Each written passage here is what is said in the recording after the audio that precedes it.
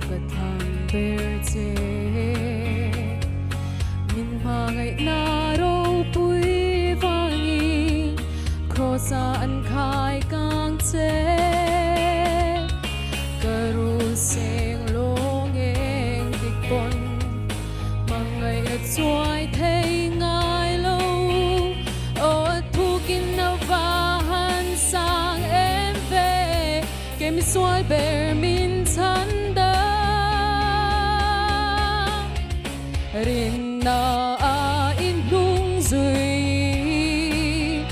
ít giặc na ring lát sung zeli thả lâu vin cả vuông zel đón cả thân tâm nước khói Vanin cả thèn thèn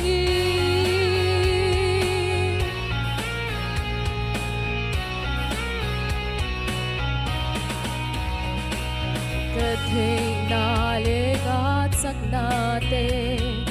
lalpa nangin nela itarin omle hoai sen na kanun kamhan thei na ka kong shuai tu ni zela tuana apo chel ta ka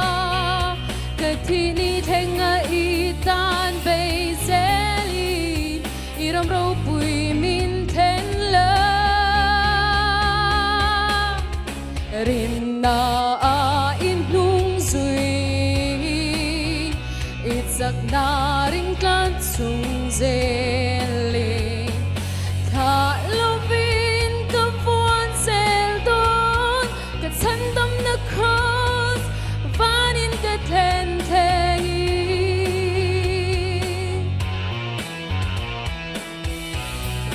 sulal pa kapag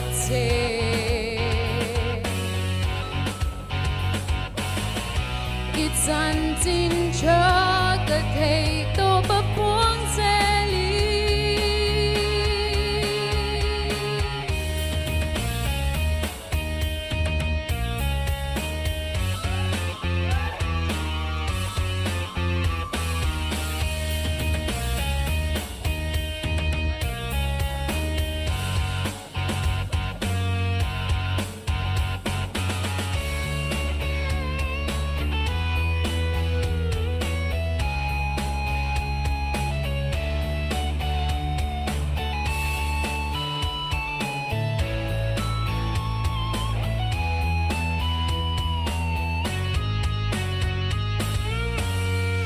rin na